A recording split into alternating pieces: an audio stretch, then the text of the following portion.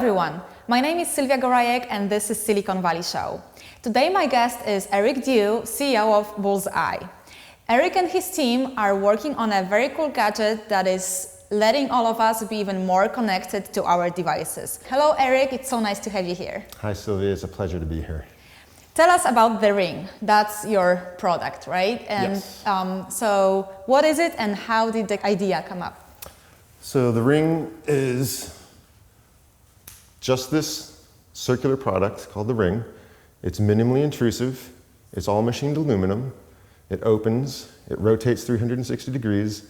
And when I have it now in my hand, it'll fit on any case, any phone, any tablet.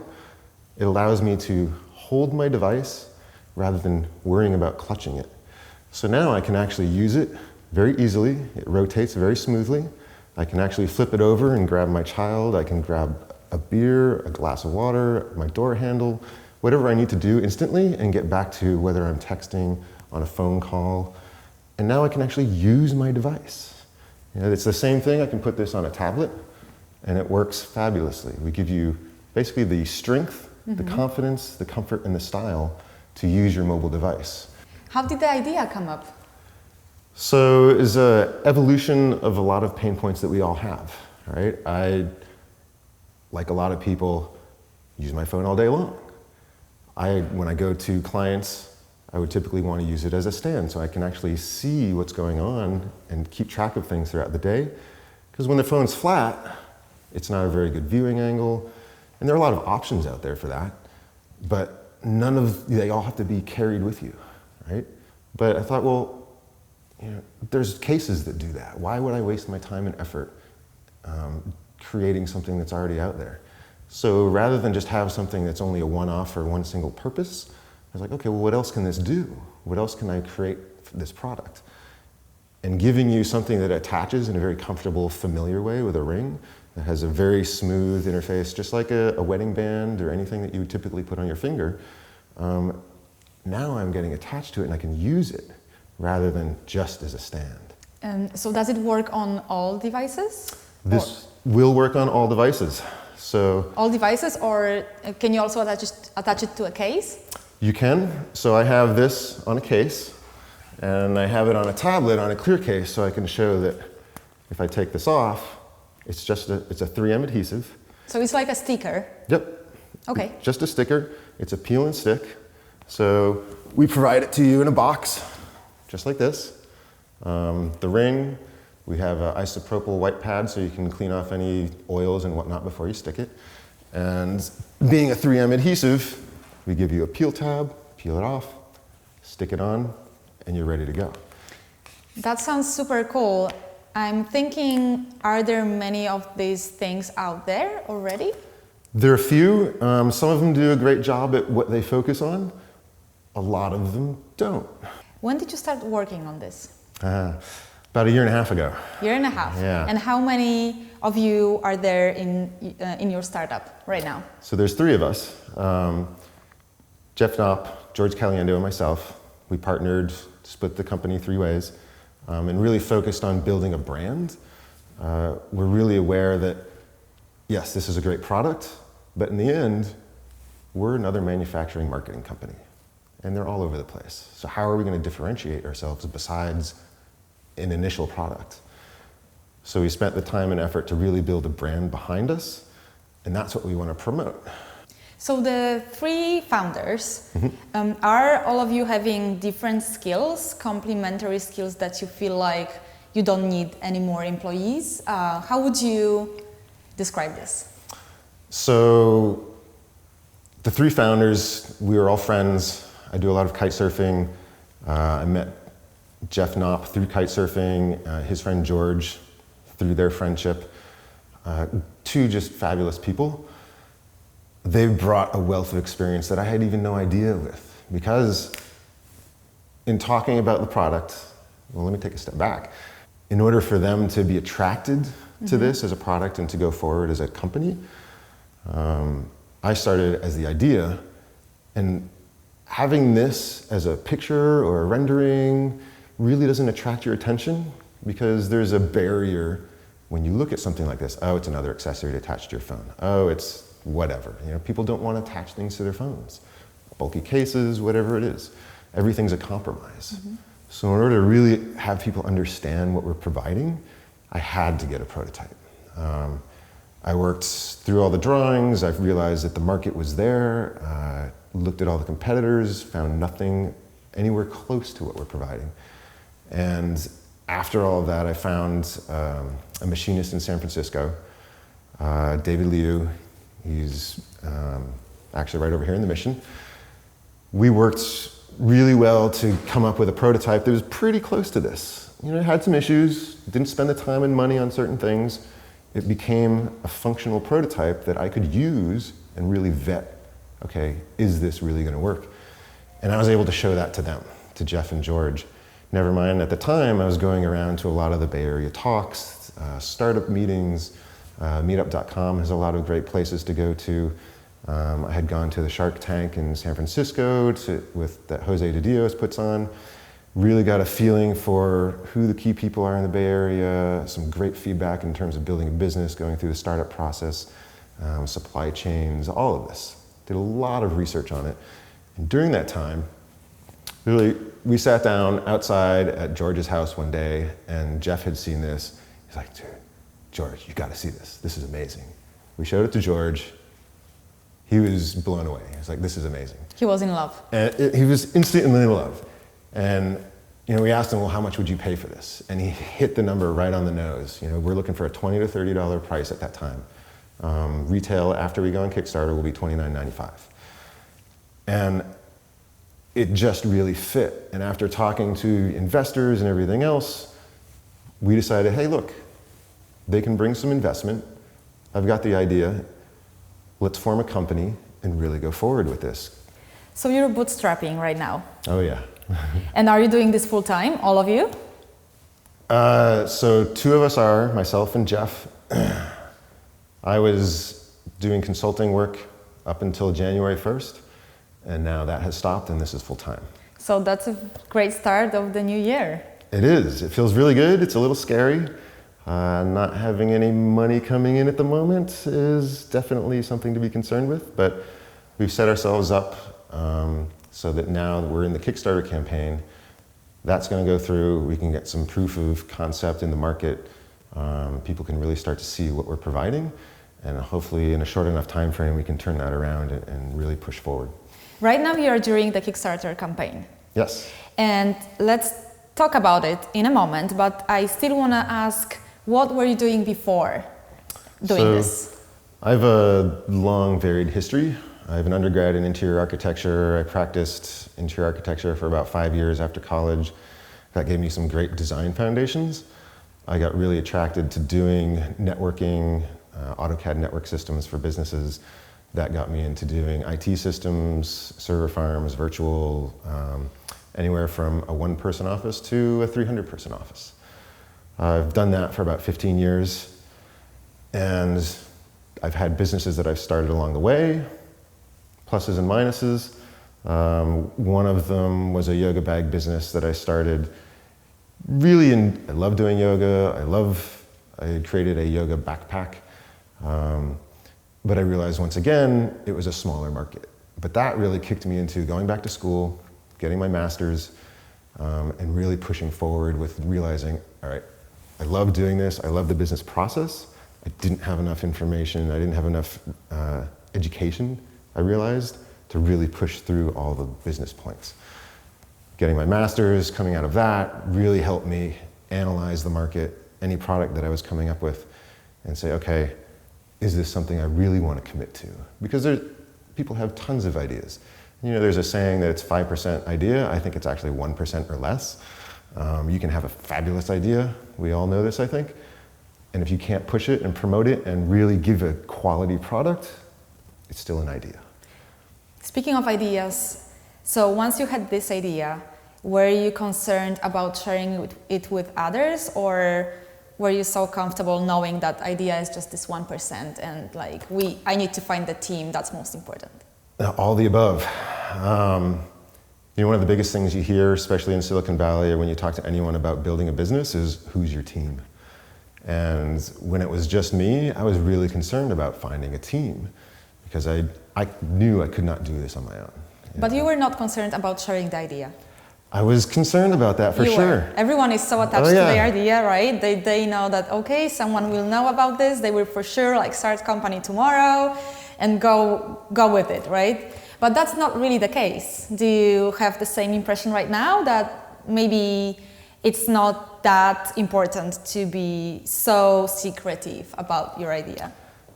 It comes with experience, the change in your impression, right? So when I started doing this and showing the product, I was mortified to share the idea for exactly the reason you're talking about. Someone in China is going to find it, they're going to rip it off. I'm not even patented yet, because that's a whole nother process. You talk to enough people in the industry, and you realize no investor is going to talk to you unless you share your ideas. Nobody's going to give you any traction. You can't get any feedback until you share your idea. So it becomes trying to find the right people who are vested in their image to be able to share it comfortably. I mean, sharing it with just anybody, I wasn't open to, but I found some great key investors, some great business people to talk to, and they really helped me feel comfortable sharing the idea before I even had it patented, because I realized this isn't something I can patent on my own. I've done that in the past. It's too complicated. You know, we've got to do a full utility patent, we've got to do multiple design patents, we've got to do all the trademarking before I could even talk to somebody outside the business. And that's why it was so important to find partners and some key players that we've partnered with. And I know that still you filed a patent. Mm-hmm. At what stage did you decide that this is the right moment to do this? Do you think that it's important to do this at the very beginning, or at what point exactly? So I had gone through and gotten a prototype made. That cost me personally about $10,000 to $12,000. That allowed me to actually talk to people in a way that would be interested in this. George and Jeff being great business partners and founding the company together, that was the point I realized that's when we needed the patent. One, it's not something I could have gone and spent $500 or $1,000 at the patent office and drawn up myself. I've done that in the past, great, for a very simple product. Knowing that this is a global application, we knew that we needed proper IP lawyers, and we did that once we incorporated, because then we had some income that we could actually put towards it. And yes, lawyers are expensive, right? We all know this, but when you look at it as the investment for your company, that's your seed, and that was really the point where once we got our patents taken care of, we could then go to the rest of the market and show it and get some more feedback for manufacturing, for marketing, for possible investment. We realize that that doesn't cover you from people taking your idea, copying it, making another product exactly the same if they want. But they're going to still need to spend the same resources we did to do it. And yeah, there are a lot of people that have a lot of money already to do this, and that's why we also realized we need to have the best product we can make so that people come back to us. Let's talk about Kickstarter. It just launched, kicked off, right? Yes. A couple days ago. Yes. And it's already, I think we're almost halfway? I checked this morning, I think we're at about $5,600. We had about 110 backers already.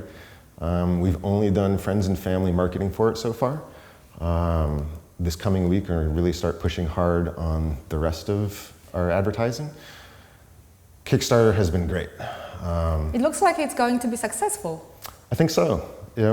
We did put on a fairly low number to hit for our target. That will help prove the product, it'll help prove the interest. We'll get a little bit of cash flow. We are really looking towards a higher number than our minimum. And the feedback that we've gotten has been phenomenal.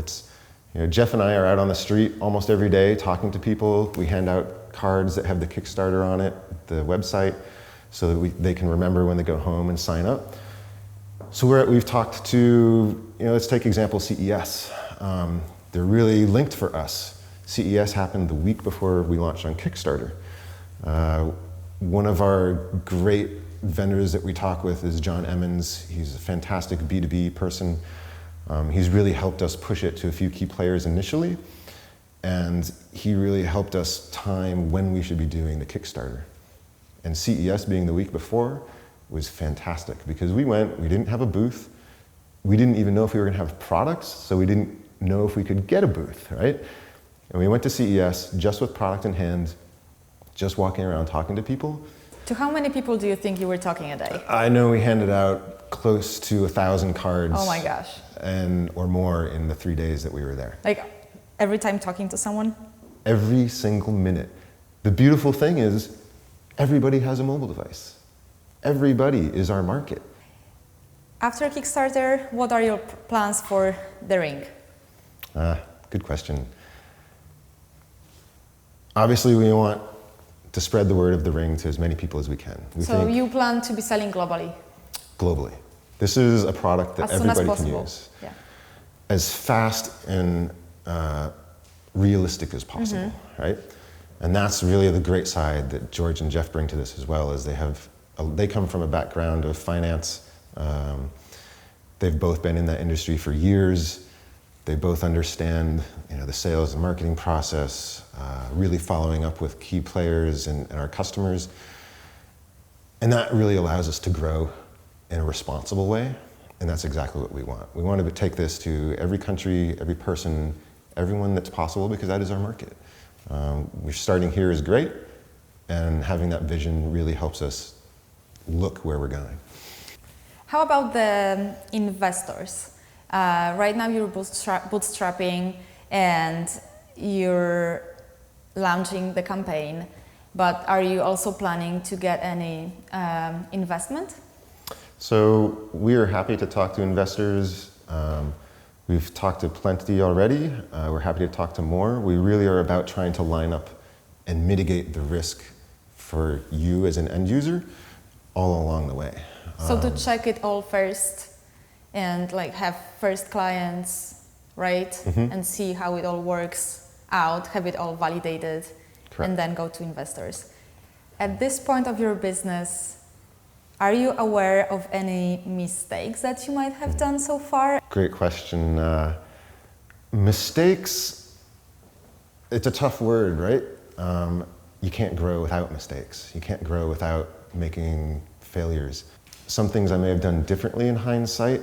I tend to want to push things a little quicker than you really need to give. And that is where it's been invaluable partnering with George and Jeff. They bring such a great, calm experience to things. We play off of each other so well. And even if this was just a co-founder situation, it wouldn't work nearly as well as it is. Having 3 people really helps along the way, because then you never end up with one person against the other. There's always another person to really give a third perspective. And we've had some pretty heated moments, not necessarily against each other, but when you're really trying to push a product out, even getting our Kickstarter launch. A lot of nerves and energy goes into this, right? I think if we were a 2-person co-founded company, we might have some more issues, but having 3 really well-rounded people with a lot of experience has really helped the process come through. I also wanted to know a little more about you. And so are you coming from here, Silicon Valley, or did you move here at some point? So I was born and raised around Boston, schooling at UMass Amherst, practicing architecture on the East Coast, moving into tech. I was director of IT at JSA Inc. in Portsmouth, New Hampshire, helped them expand up and down the East Coast in that role. And a friend of mine moved out here to San Francisco. He had gone to Stanford. I met him through bicycle racing. I used to do a lot of mountain bike racing on the East Coast. He got me into road racing. I came out here on vacation, had such a fabulous time in San Francisco in the Bay Area. It really fits my lifestyle, the people, the environment, the attitude, the opportunity. I fell in love with it. I mean, so many people this happens to, right? And it sounds cliche. I went home, I waited 6 months, thought, was that a dream? Was that really what I can have as a life? I came back out for another 5-6 day vacation, the exact same experience. I was like, that's it, I'm moving. How many years ago was that? That was at the height of the .bomb, and I was in a tech industry, right? Uh-huh. People thought I was nuts moving out here. I managed to find a job a block away from where I moved in. people were vacating the city left and right, and it felt a little nuts to move here. It was the right move for me. I found some great friends here, some great opportunities.